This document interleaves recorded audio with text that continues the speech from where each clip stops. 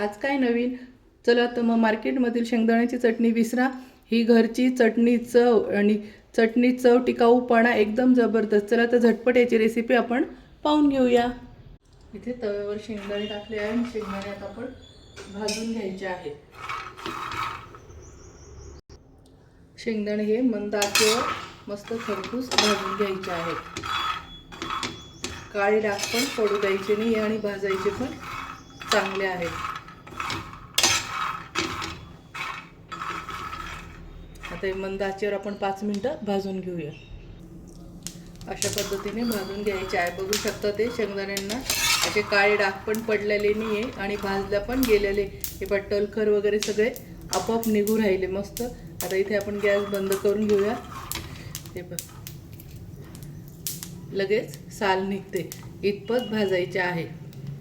जेव्हा शेंगदाणे मंद आचेवर भाजल्या जातात तर कसे ओळखायचे तुम्हाला ते पण दाखवते. हे पहा इथे जे आहे इथे त्याची साल आपोआप निघालेली आहे, तोंड फुटलेले आहे, म्हणजे शेंगदाणे खूप छान खमंग भाजले गेलेले आहे. शेंगदाणे भाजण्याची ही निशाणी समजायची आहे की इथे असे तोंड फुटले की समजायचं की शेंगदाणे भाजले गेलेले आहे. बा लगेच साल निघून जातं. बघू शकता. जाळायचे नाही तर आपली शेंगदाण्याची चटणी कडू बनते. आता आपण हे ताटात काढून घेऊया आणि थंड होऊ द्यायचे आहे. शेंगदाणे थंड झाले, आपण याची साल काढून घ्यायची आहे. अशा पद्धतीने चोळून चोळून आता सर्व साल काढून आणि टलकर पाकडून घ्यायचे आहे.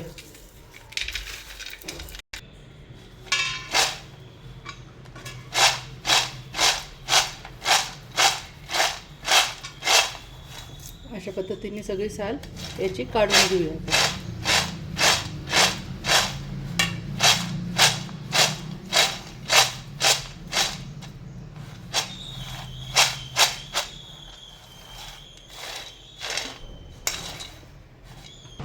अशा पद्धतीने शेंगदाण्याची साल सगळे काढून घेतले. आता आपण मिक्सरच्या भांड्यात टाकून आणि तळून घ्यायचे आहे.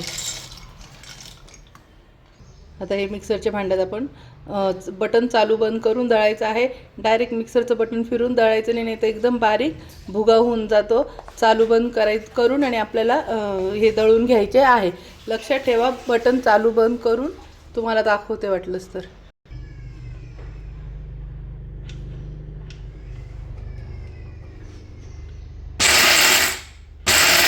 बघू शकता, फक्त असं 1-1 सेकंदासाठी करायचं. बटन पण सोडायचं नाही, फक्त असं असं करायचं आहे.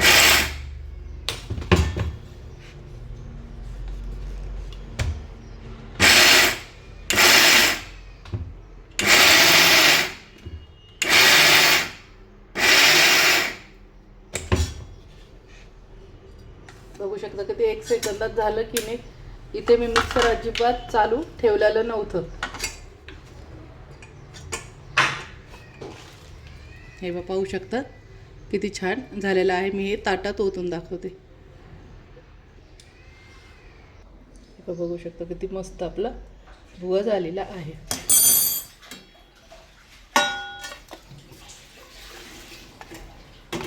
अशा पद्धतीने सर्व कूट करून घ्यायचा. मला ताटामध्ये शेंगदाण्याचं कूट मोकळं करून दाखवलं आहे. बघा खूप छान, एकदम बारीक पण नाही आणि एकदम जाड पण नाही. जसं शेंगदाण्याच्या चटणीला प्रॉपर पाहिजे असतो, आपण बाहेरून विकत आणतो, सेम तसं झालेलं आहे. आता आपण याला परतून घेऊया. तुम्हाला दाखवते ही शेंगदाण्याची चटणी, आणि ही चटणी वर्षभर पण खराब होत नाही, 6 महिनेही खराब होत नाही, आणि याला फ्रीजमध्ये पण ठेवायची काही गरज नाही. चला तर मग आता मी शेंगदाण्याची चटणी कशी परतवायची ते पण दाखवते. गॅसवर तवा ठेवला आहे, त्याच्यावर आपण तेल टाकून घ्यायचं आहे.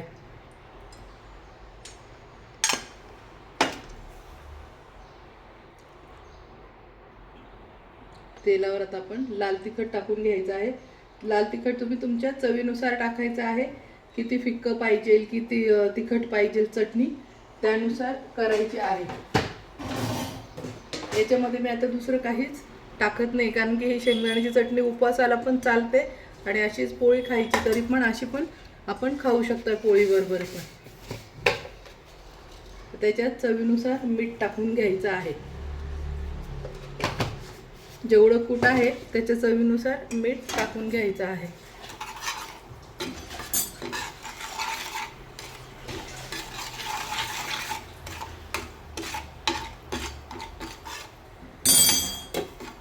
गॅस मंद आचेवरच ठेवायचा आहे, नाही तर आपली लाल मिरची पण जळते आणि शेंगदाण्याचं कूट पण जळतो.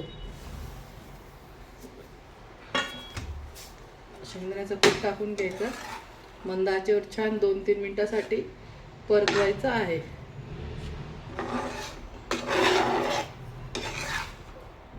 ह्या चटणीला घाई करायची नाही, सावकाश करायची आहे. रिकाम्या वेळामध्ये ही चटणी बनवून ठेवायची, कारण की आपल्याला ही टिकाऊ बनवायची असते. त्याच्यामुळे ही घाई मोठ्या गॅसवर पटकन परतवून मोकळं व्हायचं.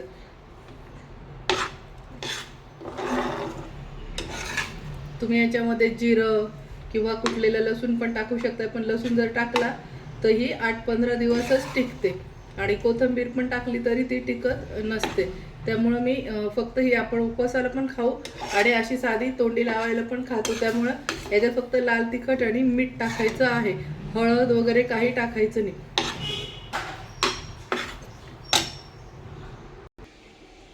मस्त बघू शकता चटणीचा कलर किती छान येऊ राहिला.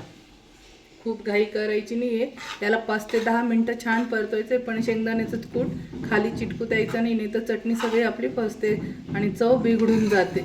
सतत हलवत राहायची आहे, खालीवर परतून घ्यायची आहे. या चटणीला मेहनत खूप राहते, हात सारखा हलवत राहावा लागतो, नाही तर आपण थोडा वेळ बी अशी ठेवली तर लगेच खाली लागते आणि कडू होते. ही चटणी वेगळीच चव लागते. त्याच्यामुळे मी ही चटणी म्हणू शकत नाही तुम्हाला.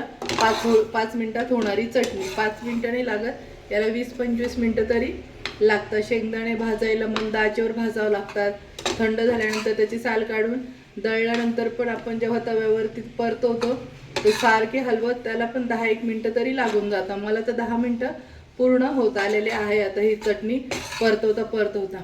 याचं परतवण्याचं असं कारण आहे की जेवढी आपण खमंग भाजून करतो ही चटणी, तर चव पण खूप छान लागते आणि ही टिकते पण वर्षभर. आता मी ही 1 महिन्यासाठी बनवून ठेवलेली आहे, 1 महिन्याची. फक्त तुम्ही कसं भाजता त्याच्यावर चटणी टिकते. अशी जर खरोखर 10 मिनिटासाठी एकदम छान मंद आचेवर सारखी परतवत जर भाजली, ही चटणी चवीला एवढी अप्रतिम लागते. आणि सगळ्यात महत्त्वाची टीप, चटणी प्रॉपर झाली आणि छान भाजल्या जाते खरपूस, तर पूर्ण घरामध्ये छान शेंगदाण्याच्या चटणीचा खमंग वास येत असतो. खमंग वास आला की समजायचं आपली शेंगदाण्याची चटणी एकदम प्रॉपर झालेली आहे. अशा पद्धतीने तुम्ही नक्की करा. ही चटणी अशी कधीच फसणार नाही. फक्त शेंगदाणे दळताना काळजीपूर्वक दळायचे आहे आणि भाजायचे पण आहे, की शेंगदाण्याला काळा डाग पडू द्यायचा नाही, भाजल्या पण गेले पाहिजेत. आणि मिक्सरमध्ये फिरवताना, म्हणून मी तुम्हाला मिक्सरमध्ये कसं फिरवायचं ते सुद्धा आवाज आला तरी सुद्धा मी तुम्हाला तो व्हिडिओ पूर्ण दाखवलं, की एक बारीक टिप करून जर तुम्ही शेंगदाण्याची चटणी केली तर तुमची चटणी खूप म्हणजे खूपच छान, जशी मार्केटला भेटते त्याच्यापेक्षाही भारी चटणी घरी बनेल. काही बायका मिक्सर जोरात बटन चालू करून देतात आणि ते शेंगदाण्याचं पीठ होऊन जातं, आणि जेव्हा चटणी करतात मग ती चटणी पूर्ण अशी त्याचा फसून जाते, बिघडून जाते, प्रॉपर येत नाही. मस्त बघू शकता किती छान चटणी झालेली आहे. आता इथे मी गॅस बंद करते आणि ही आता गरम तव्यावरच ठेवायची नाही, नाही तर खाली लागून जाईल. आता ही लगेच ताटामध्ये काढून घ्यायची आहे.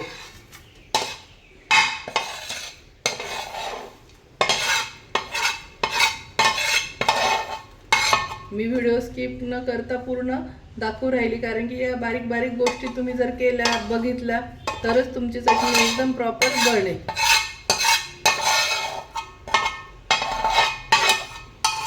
आता ताटामध्ये काढल्यानंतर पण 1-2 मिनिटासाठी त्याची पूर्ण वाफ अशी हलवत काढायची आहे, कारण की आपण जर अशी ताटामध्ये काढली बाजूला झालं तर ती गरम असते आणि गरम याच्यामध्ये शेंगदाणे भाजले अजून जात असतात आणि ती जास्त ओव्हर एकदम भाजल्या जाते.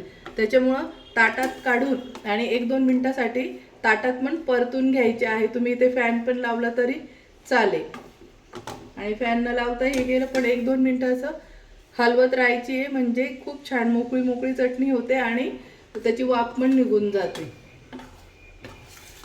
ही खूप महत्त्वाची टीप आहे. ताटात काढून ठेवली आणि तशीच बाजूला केली झाली चटणी म्हणून तसं करू नका. आता ही पूर्ण थंड होऊ देणार आहे. नंतर स्टीलच्या डब्यात भरणार आहे मी. तुम्ही काचेच्या बरणीत पण भरू शकता, ते काही हरकत नाही. फक्त प्लास्टिकच्या डब्यात भरायची नाही. एक तर काचेच्या बरणीत भरा किंवा स्टीलच्या डब्यात भरायची आहे.